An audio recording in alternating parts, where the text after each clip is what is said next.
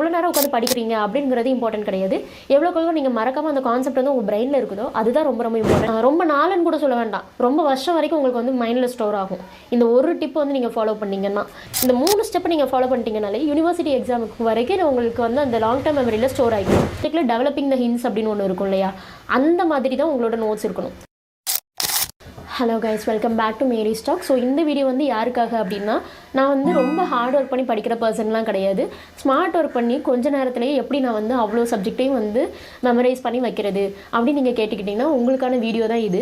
ரொம்ப hard work பண்ணி படிக்காமல் ரொம்ப ஸ்மார்ட்டாக படித்து நிறைய மார்க்ஸ் வந்து எப்படி ஸ்கோர் பண்ணலாம் அப்படிங்கிறத இந்த வீடியோவில் சொல்ல போகிறேன். How to study smarter then harder, அதுதான் இந்த வீடியோவான டைட்டில். ஸோ ரொம்ப ரொம்ப யூஸ்ஃபுல்லாக இருக்கும். ஒரு 5 பாயிண்ட்ஸ் வந்து சொல்லியிருப்பேன். ஸோ அந்த 5 பாயிண்ட்ஸையும் வந்து அவ்வளோவுமே நீங்கள் அப்ளை பண்ணணும்னு அவசியம் இல்லை. ஒரு 3 பாயிண்ட்ஸ் அதை அப்ளை பண்ணி பாருங்கள்.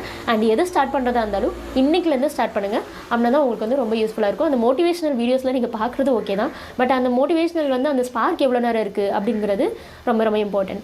ஸோ இந்த வீடியோ ஃபுல்லாக ஸ்கிப் பண்ணாமல் பாருங்கள். அண்ட் உங்களோட ஃப்ரெண்ட்ஸுக்கும் ஷேர் பண்ணுங்கள். சேனலை சப்ஸ்கிரைப் பண்ணாதவங்க மறக்காமல் சப்ஸ்கிரைப் பண்ணிக்கோங்க. பக்கத்தில் இருக்க பெல் ஐக்கானையும் கிளிக் பண்ணிக்கோங்க. Okay, without further delay let's get into the video.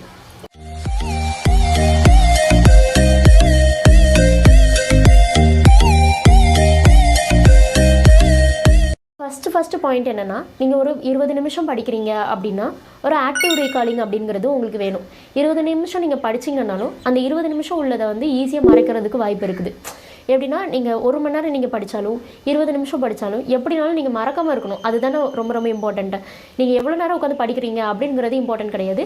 எவ்வளோக்கு நீங்கள் மறக்காமல் அந்த கான்செப்ட் வந்து உங்கள் பிரெயினில் இருக்குதோ அதுதான் ரொம்ப ரொம்ப இம்பார்ட்டன்ட் நான் நினைக்கிறேன். ஆக்டிவ் ரீகாலிங்கை வந்து நான் எப்படி ஃபாலோ பண்ணுவேன் அப்படின்னா, இப்போ ஒரு 20 மினிட்ஸ் நான் படிக்கிறேன்னு வச்சுக்கோங்களேன். அந்த 20 மினிட்ஸ் படிக்கிறது ஏதோ குளிக்க போகிறேன், இல்லைனா எங்கேயாவது காலேஜுக்கு நடந்து போயிட்டுருக்கேன், இல்லைனா ஏதாவது பண்ணிகிட்ருக்கேன்னு வச்சுக்கோங்க, தனியாக வந்து ஏதோ பண்ணிகிட்ருக்கேன்னு வச்சுக்கோங்களேன். அப்போது குளிச்சுட்டு இருக்கும்போதே இப்போது ஏதோ ஒன்று படிச்சிருக்கேன்னா அது திருப்பி திருப்பி யோசிச்சுட்டே இருப்பேன். நம்ம படித்ததை ஒரு கன்சைஸ்டாக யோசிச்சு வச்சுப்பேன். இதுதான் ரொம்ப ரொம்ப ஈஸியான ஒரு டெக்னிக்னு நான் சொல்லுவேன். படிச்சிங்கன்னா அந்த படித்ததை ஒரு 2-3 வாட்டியாவது நீங்கள் இந்த மாதிரி ஆக்டிவாக ரீகால் பண்ணி பார்க்கணும். அண்ட் ஒரு வாட்டி நீங்கள் படிச்சிட்டிங்களா, ஒரு வாட்டி ரீகால் பண்ணிட்டீங்களா அப்படியே விட்டுருங்க. அப்புறம் 1 வீக் கழிச்சு சும்மா ஒரு கிளான்ஸ் மட்டும் எடுத்து பாருங்கள், அது ஒன்று. அப்புறம் 1 மந்த் கழிச்சு அதே கான்செப்டை சும்மா ஒரு கிளான்ஸ், ரொம்ப நேரம் கூட ரீட் பண்ண வேண்டாம், ஒரு 2 மினிட்ஸ் 3 மினிட்ஸ் மட்டும் சும்மா மேல் டாப்பில் அப்படியே ரீட் பண்ணி விட்டிங்கன்னா போதும். இந்த 3 ஸ்டெப்பை நீங்கள் ஃபாலோ பண்ணிட்டீங்கனாலே யூனிவர்சிட்டி எக்ஸாமுக்கு வரைக்கும் உங்களுக்கு வந்து அந்த லாங் டர்ம் மெமரியில் ஸ்டோர் ஆகிடும். ஸோ இதுதான் வந்து லாங் டர்ம் மெமரியில் ஸ்டோர் ஆகிறதுக்கு ஒரு சின்ன ஒரு ஈஸியான ஒரு பாயிண்ட்டு. நீங்கள் உட்காந்து 15 மணி நேரம் 16 மணி நேரம் உட்காந்து படிக்கணும்னு கூட அவசியம் கிடையாது. நாள் ஃபுல்லாக உட்காந்து படிக்கணும்னு கூட அவசியம் கிடையாது. இது என்னென்னா, 1 டே பிஃபோர் எக்ஸாம் நான் சொல்ல வரல, ஃபஸ்ட்லேருந்து நீங்கள் படிக்கிறவங்களுக்கு நான் சொல்கிறேன். கொஞ்சம் படிச்சிங்கனாலும் அந்த ஆக்டிவ் ரீகாலிங் அப்படிங்கிற அந்த ஹேபிட்டை வந்து வளர்த்துக்கோங்க. ரொம்ப ரொம்ப ஈஸியாக இருக்கும். கடைசி நேரத்தில் ஃப்ரஸ்ட்ரேஷன் ஆகாமல் இருக்கிறதுக்கு இது ரொம்ப ரொம்ப ஈஸியாக இருக்கும். ஸோ இதுதான் ஃபஸ்ட்டு பாயிண்ட். அந்த செகண்ட் பாயிண்ட் என்னென்னா, நோட்ஸ் வந்து மேக் பண்ணிக்கோங்க. நோட்ஸ் மேக் பண்ணிவிட்டு ஒரு ஷார்ட் நோட்ஸ் தான், ரொம்ப க்ரூஷியல் பாயிண்ட்ஸ் மட்டும்தான் அதில் இருக்கணும். அண்ட் அந்த நோட்ஸில் இருக்கிற அந்த பாயிண்ட்டை வச்சு உங்களுக்கு எக்ஸாமில் வந்து டெவலப் பண்ணணும். இப்போது நம்ம 10th 12thலலாம் நம்ம வந்து இங்கிலீஷ் அப்படின்னு ஒரு சப்ஜெக்ட் இருக்கும்.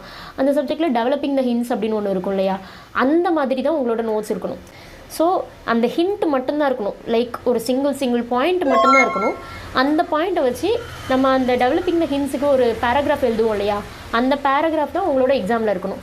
அந்த மாதிரி நீங்கள் படிச்சுக்கோங்க, ரொம்ப ரொம்ப யூஸ்ஃபுல்லாக இருக்கும். அந்த ஹிண்ட்டை மட்டும் நீங்கள் எழுதி வச்சுக்கோங்க. ஸோ அதிலேருந்து பேராகிராஃப் வந்து டெவலப் பண்ணி எக்ஸாமில் எழுதணும். இது வந்து செகண்ட் பாயிண்ட். இது வந்து ரொம்ப ரொம்ப யூஸ்ஃபுல்லாக இருக்கும். பிகாஸ் இது வந்து நீங்கள் உட்காந்து அவ்வளோத்தையும் inch by inch, sentence by sentence உட்காந்து நீங்கள் எழுதிட்டு இருந்தீங்கன்னா எழுதும் போதும் உங்களுக்கு டைம் வேஸ்ட்டு, திருப்பி அதை எடுத்து வாசிக்கும் போதும் உங்களுக்கு டைம் வேஸ்ட்டு. இந்த மாதிரி ஹிண்ட் மட்டும் நீங்கள் எழுதி வச்சிங்கன்னா எழுதும் போது குட்டி குட்டியாக எழுதி வச்சுருப்பீங்க. அண்ட் பேஜஸும் ரொம்ப குட்டி குட்டியாக இருக்கும்போது, இப்போ ஒரு கான்செப்ட் வந்து 10 பேஜ் 20 பேஜ் இருக்குன்னா அது 1-2 பேஜில் நீங்கள் எழுதி முடிச்சிட்டிங்கன்னா நம்மளுக்கு ரொம்ப கன்சைஸாக அந்த மாதிரி இருக்கும். ஸோ படிக்கிறதுக்கும் நம்மளுக்கு அந்த ஒரு மைண்ட் வரும். அண்ட் திருப்பி ரிவைஸ் பண்ணுறதுக்கும் அந்த மைண்ட் வரும். ஸோ அந்த மாதிரி ஹிண்ட் மட்டும் எழுதி வைங்க. குட்டி குட்டி க்ரூஷியல் பாயிண்ட்ஸ் மட்டும் எழுதி வச்சு அதுலேருந்து டெவலப் பண்ணுறதுக்கு பாருங்கள். இது வந்து ரொம்ப ரொம்ப இம்பார்ட்டண்டான பாயிண்ட்டு. ஸோ எல்லாருமே ஃபஸ்ட் இயர்லேருந்து இந்த பாயிண்டெல்லாம் நீங்கள் வந்து ஃபாலோ பண்ணுங்கள். அண்ட் தேர்ட் பாயிண்ட் என்னென்னா, make use of your gadgets. இப்போ உங்கள்கிட்ட ஃபோன் இருக்குது, இல்லைனா லேப்டாப் இருக்குன்னா அதை வந்து ஸ்டடி பர்பஸ்க்கு வந்து யூஸ் பண்ணிக்கோங்க. பிகாஸ் வந்து அனட்டாமி இருக்குன்னா அனட்டாமிக்கு சர்டன் ஆப்ஸ் வந்து இருக்கும். அந்த ஆப்பில் வந்து எப்படின்னா நம்ம டிசெக்ட் பண்ணுவோம் இல்லையா, அந்த டிசெக்ட் பண்ணுற மாதிரியே அதில் வந்து நிறைய கொடுத்துருப்பாங்க. லைக் அந்த மசிலை மட்டும் தனியாக எடுத்து அதுக்குள்ளே இருக்கிற ஸ்ட்ரக்சர்ஸ் என்னது இருக்குன்னு கண்டுபிடிக்கிறது, இந்த மாதிரி நிறைய ஆப்ஸ் இருக்கும் அனடாமிக்கு. அண்ட் ஃபிசியாலஜிக்கும் நீங்கள் வந்து இப்போ ஒரு பிபிடி ரெடி பண்ணுறீங்க அப்படின்னா ஒரு ஷார்ட்டாக ஒரு பிபிடி மாதிரி ரெடி பண்ணிக்கோங்க. லைக் மைண்ட் மேப்ஸ் மாதிரி போட்டு வைக்கிறதுக்கு அதுக்கெல்லாம் வந்து நீங்கள் லேப்டாப்ஸ் வந்து யூஸ் பண்ணிக்கலாம். அண்ட் மொபைல் வந்து நான் எதுக்கு சொல்லுவேன்னா நோட்ஸ் எடுக்கிறதுக்கு ரொம்ப ரொம்ப யூஸ்ஃபுல்லாக இருக்கும். குட்டி குட்டி க்ரூஷியல் பாயிண்ட்ஸ் மட்டும் நீங்கள் எழுதி வச்சுக்கிட்டிங்கனாலே போதும். இப்போது யார்கிட்டயே டவுட் கேட்குறீங்க, டவுட் கேட்டுட்டு அந்த டவுட் வந்து உங்களுக்கு அந்த டைமில் கிளாரிஃபை ஆன மாதிரி இருக்கும். ஆனால் திருப்பி வந்து அந்த டவுட்டை யோசிச்சு பார்க்கும்போது உங்களுக்கு மறந்துருக்கும். அந்த டைமில் என்ன பண்ணணும்னா ஒருத்தர் டவுட் கேட்டுட்டிங்கன்னா கேட்டுட்டு வந்த உடனே ஃபோனில் அந்த நோட்ஸில் வந்து போட்டு வச்சுக்கோங்க. இதெல்லாம் நான் ஃபாலோ பண்ணுறது. இதெல்லாம் ட்ரை பண்ணி பாருங்கள். அட்லீஸ்ட் ஒரு 1-2 விஷயமாவது உங்களுக்கு யூஸ்ஃபுல்லாக இருக்கும். ஸோ உடனே வந்து நோட்ஸில் வந்து போட்டு வச்சுக்கோங்க. போட்டு வச்சிட்டிங்கன்னா திருப்பி என்னைக்கு எடுத்து பார்க்கும்போதுனாலும் உங்களுக்கு அது வந்து ஈஸியாக இருக்கும். லைக் இப்போ ரீசெண்டாக நான் இதை வச்சு எப்படி நான் கற்றுக்கிட்டேன்னா, ஒரு மேம் கிட்ட நான் டவுட் கேட்டிருந்தேன். 1-2 விஷயம் தான் நான் டவுட்டுன்னு போய் கேட்பேன். பிகாஸ் கொஞ்சம் ஹெசிடேஷன் இருக்கும். ஸோ இந்த மாதிரி டவுட் வந்து நான் கேட்டு அதுலேயே அது எழுதி வைக்காமல் இருந்துட்டு அந்த மாதிரி பண்ணுன்னா மறந்துடுவேன். ஒரு 2-3 நாளே மறந்துடுவேன். அதுக்கு இப்போ ஒரு புதுசாக ஒரு டெக்னிக் என்ன யூஸ் பண்ணேன்னா, அந்த டவுட் கேட்டு முடிச்ச உடனே வந்து பெஞ்சில் உட்காரும்போது டக்குன்னு எழுதி வச்சுக்கோங்க. நோட்டில் எதுலேயுமே எழுதி வைக்கிறது எங்கேயாவது தொலைச்சிருவீங்க, எங்கேயாவது போயிடும். ஃபோன்லேயே நோட்ஸ்னு ஒரு நோட் மேக்கிங்னு ஆப் இருக்கும், இல்லைனா ஃபோன்லேயே கொடுத்துருப்பாங்க. அந்த ஆப்பை வந்து ரொம்ப ரொம்ப யூஸ் பண்ணிக்கோங்க. எனக்கு சொல்லப்போனால் அந்த ஆப் தான் ஃபுல்லாகவே எனக்கு அந்த ஆப் தான் வந்து ரொம்ப யூஸ்ஃபுல்லாக இருக்கும். வெதர் யூடியூபுக்கு கண்டென்ட் க்ரியேட் பண்ணுறதுக்கும் அண்ட் என்னோடய அகாடமிக்ஸுக்கும் குட்டி குட்டி பாயிண்ட்ஸ் வந்து நோட் பண்ணி வைக்கிறதுக்கும் இந்த ஒரு ஆப் தான் எனக்கு வந்து எல்லாமே. அண்ட் இந்த ஜேர்னல் எழுதுறதுக்கு எல்லாத்துக்குமே அந்த ஆப் தான் எனக்கு வந்து ரொம்ப யூஸ்ஃபுல்லாக இருக்கும். ஸோ உங்களோட கேஜெட்ஸ் வந்து கொஞ்சம் ப்ராப்பராக நீங்கள் வந்து யூஸ் பண்ணிக்கோங்க. ஸோ இதுதான் தேர்ட் பாயிண்ட். ஃபோர்த் பாயிண்ட் என்னென்னா, sometimes you don't actually need the motivation, you just need a place where there is no distraction. இப்போது ஒரு இடம் வந்து டிஸ்ட்ராக்டே இல்லாமல் ஒரு பிளேஸ் வந்து ரொம்ப காமாக இருக்குதா, அந்த பிளேஸே போதும். எல்லா டைமும் உங்களுக்கு மோட்டிவேஷன் வந்து ஒர்க் அவுட் ஆகும்னு சொல்ல முடியாது. ஓகே, உங்களுக்கு வந்து மோட்டிவேஷ்னல் வீடியோஸ் வந்து நீங்கள் பார்த்தீங்கன்னாலும் ஒரு சர்டன் பாயிண்ட் வரைக்கும் தான் அந்த ஸ்பார்க் வந்து இருக்கும். ஆனால் வந்து எப்போவுமே மெயின்டைன் பண்ணி வைக்கிறதுக்கு ஒரு நல்ல என்விரான்மெண்ட் இருக்கணும், ஒரு நல்ல ஸ்பேஸ் இருக்கணும், ஒரு டிஸ்ட்ராக்ஷன் இல்லாத ஒரு நல்ல இடம் இருக்கணும். ஸோ அந்த மாதிரி இருக்கும்போது தான் நம்ம வந்து திருப்பி திருப்பி படிக்கிறதுக்கு வந்து ஒரு மோட்டிவேஷனாக இருக்கும். லைக் எப்படின்னா, எல்லாருமே படிச்சுட்டு இருக்காங்க ஒரு இடத்துல அப்படின்னா அந்த இடத்துல நீங்கள் போய் உட்காந்துக்கலாம். அப்போ வந்து ரொம்ப மோட்டிவேட்டடாக இருக்கும். இதெல்லாம் என்னென்னா லாங் டேர்ம் மோட்டிவேஷன் நான் சொல்கிறேன். இந்த மோட்டிவேஷனல் வீடியோஸ்லாம் பார்க்குறது ஓகே தான், அது வந்து ரொம்ப ஷார்ட் டேர்மாக இருக்கும். லைக் எப்படின்னா, உங்களோட லைப்ரரிஸில் போய் உட்காந்து படிங்க, அது வந்து ரொம்ப ரொம்ப பெரிய மோட்டிவேஷன். பிகாஸ் எல்லாருமே உட்காந்து படிச்சுட்டு இருப்பாங்க. அண்ட் லைப்ரரிக்குன்னு சர்டன் ரூல்ஸ் இருக்கும். லைக் ஃபோன் உள்ளே எடுத்துகிட்டு வரக்கூடாது அண்ட் யார்கிட்டே பேசக்கூடாது. இந்த ரூல்ஸ் எல்லாம் என்ன பண்ணுவோம்னா நம்மளை வந்து அன்னோயிங்லி நம்மளை வந்து படிக்கிறதுக்கு ஒரு ஃபோக்கஸ்டாக வச்சுக்கும். ஸோ அந்த மாதிரி ஒரு டிஸ்ட்ராக்ஷனே இல்லாத ஒரு இடத்துல உட்காந்து படிங்க. ரொம்ப நேரம் படிக்கணும்னு கூட அவசியம் இல்லை, கொஞ்சம் நேரத்தில் நீங்கள் வந்து இதை வந்து படித்து முடிச்சிடலாம். ஸோ இந்த மாதிரி டிஸ்ட்ராக்ஷன் இல்லாத இடத்துல ஓவர் திங்க் பண்ணாமல் உட்காந்து படிச்சிங்கன்னா ஒரு பெரிய கான்செப்டாக இருந்தாலும் சரி ஒரு 20 to 30 மினிட்ஸ்லேயே நீங்கள் படித்து முடிச்சிடலாம். இது வந்து 4th பாயிண்ட். அண்ட் இது வந்து ரொம்ப ரொம்ப இம்பார்ட்டன்ட் பாயிண்ட்னு நான் நினைக்கிறேன். பிகாஸ் இப்போ பக்கத்தில் யாராவது பேசிகிட்டு இருக்காங்க அப்படின்னா அவங்கக்கிட்ட உட்காந்துட்டு நம்ம படிக்கிறோன்னா படிக்கவே முடியாது. பிகாஸ் அவங்க பேசிக்கிட்டே இருப்பாங்க. ஸோ நம்மளுக்கும் அது இன்ட்ரெஸ்டிங்காக இருக்கும். நல்லா இருக்கே பேசுகிறது அப்படின்னு சொல்லிட்டு நம்மளும் உட்காந்து பேச ஆரம்பிச்சிடும். ஸோ ஒரு தனியாக ஒரு ப்ரைவேட் ஸ்பேஸ் ஆர் எப்படின்னா எல்லாருமே ஒரு மோட்டிவேட்டடாக ஒரு இடத்துல உட்காந்துருக்காங்கன்னா அந்த மாதிரி இடத்துல போய் உட்காந்துக்கோங்க. இது வந்து ரொம்ப ரொம்ப யூஸ்ஃபுல்லாக இருக்கும். லாஸ்ட் அண்ட் ஃபைனல் பாயிண்ட், இது வந்து ரொம்ப ரொம்ப இம்பார்ட்டண்ட். எதுக்காண்டி ரொம்ப ரொம்ப இம்பார்ட்டன்ட் அப்படின்னு சொல்கிறேன்னா, நீங்கள் இது வந்து கொஞ்சம் நேரம் தான் நீங்கள் படிச்சிருப்பீங்க, ஆனால் ரொம்ப நாள் வரைக்கும் உங்களுக்கு வந்து ரொம்ப நாள்னு கூட சொல்ல வேண்டாம், ரொம்ப வருஷம் வரைக்கும் உங்களுக்கு வந்து மைண்டில் ஸ்டோர் ஆகும். இந்த ஒரு டிப் வந்து நீங்கள் ஃபாலோ பண்ணிங்கன்னா என்னென்னா, நீங்கள் என்ன படிக்கிறீங்களோ அதை வந்து மற்றவங்களுக்கு சொல்லி கொடுத்து படிங்க.